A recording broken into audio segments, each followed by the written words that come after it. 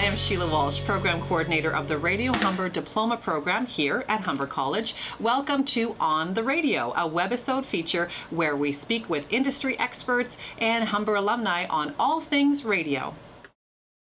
Today we speak with Humble and Fred. All right. Welcome to another episode of On the Radio. And today we're turning the mics around and having a conversation with Humble, Howard Glassman, Fred Patterson, a.k.a. Humble and Fred, everybody. Yeah. Thank you. Thank you very much. Well-deserved. So they have visited us here in RBD Career Prep and talked about a lot of great things, their career. Now, first of all, I just want to mention and say thank you for all the interns you have taken from Humber College.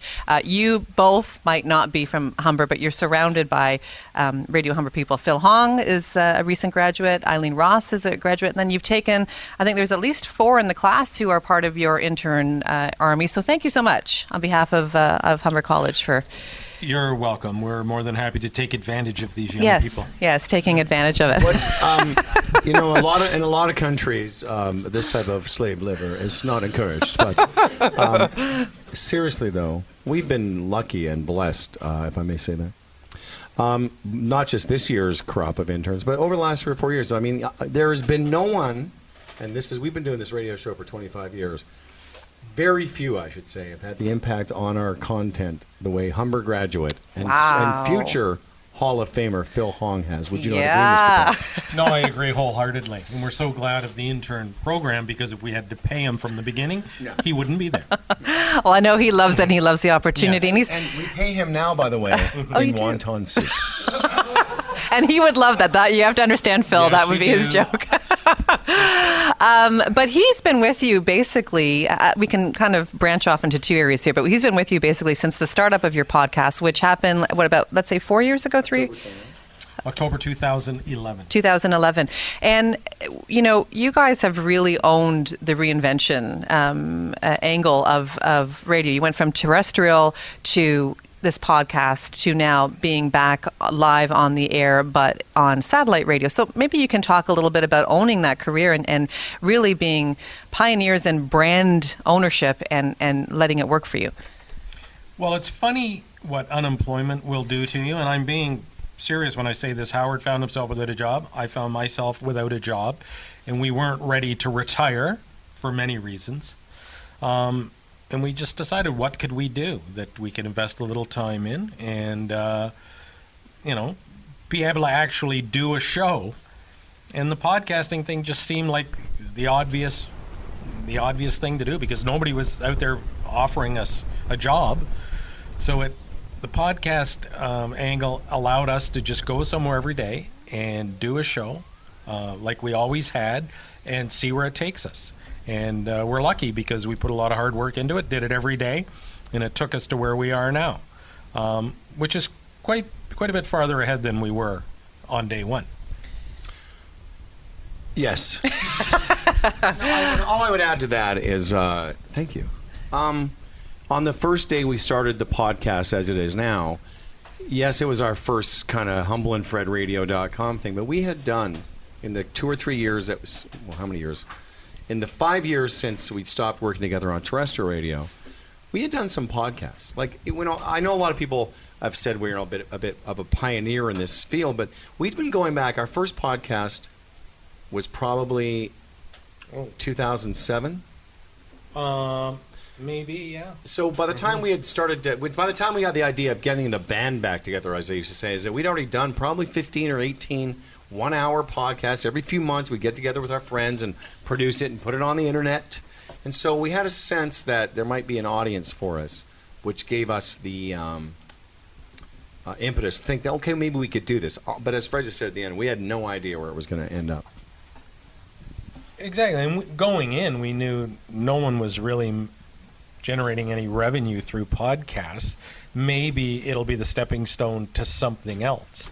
And I think it was in the back of our mind, if we do a good podcast, then somebody might offer us a radio job and we'll get paid to do radio again. And it kind of all worked out that way. Well, yes and no. But in a way we never would have imagined.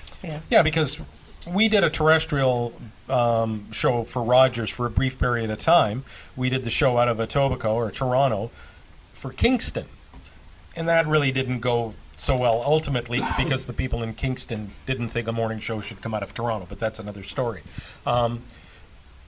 What developed is probably not what we thought the end game would be. The fact that we started to actually generate some revenue through the podcast standalone, and then from there it got some attention, and we got on to Sirius Satellite, because really day one we never thought of being on satellite radio. So it came from doing the podcast and going to work every day like it was a real job and seeing where it would take us, and this is where it's taken us.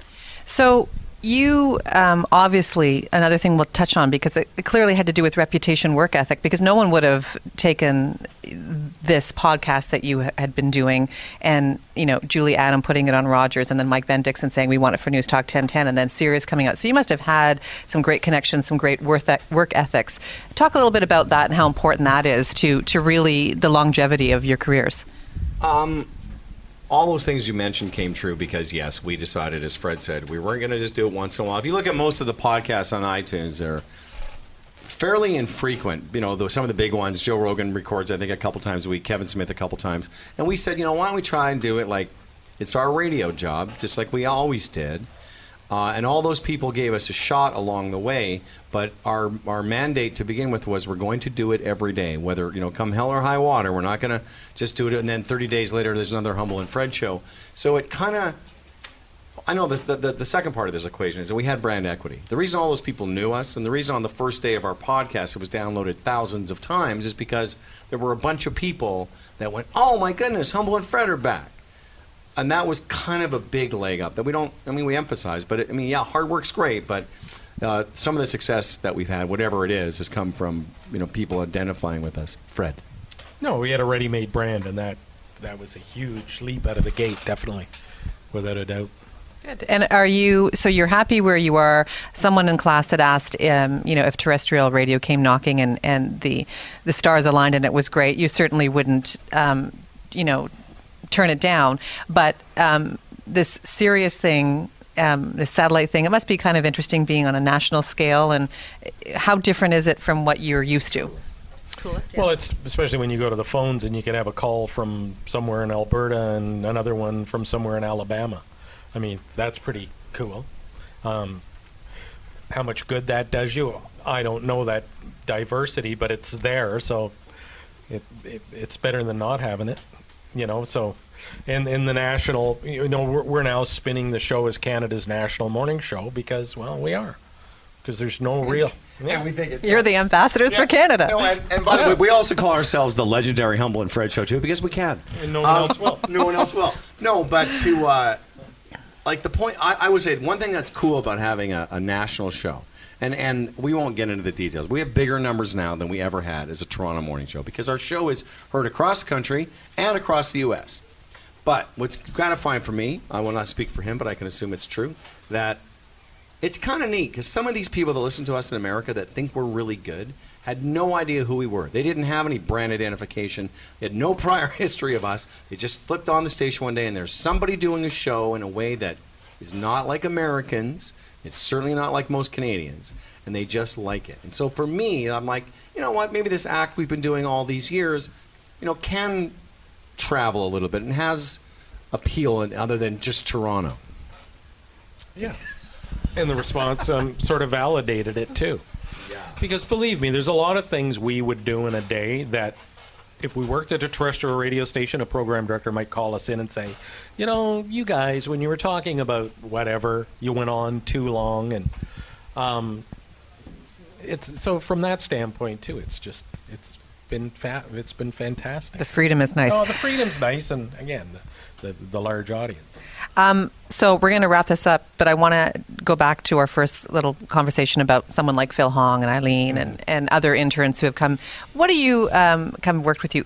What have you noticed about people coming in? If you were to offer advice about, what you're seeing that's positive and what you're seeing that they need to work on, not they in general, but maybe you're noticing some things, what would that be?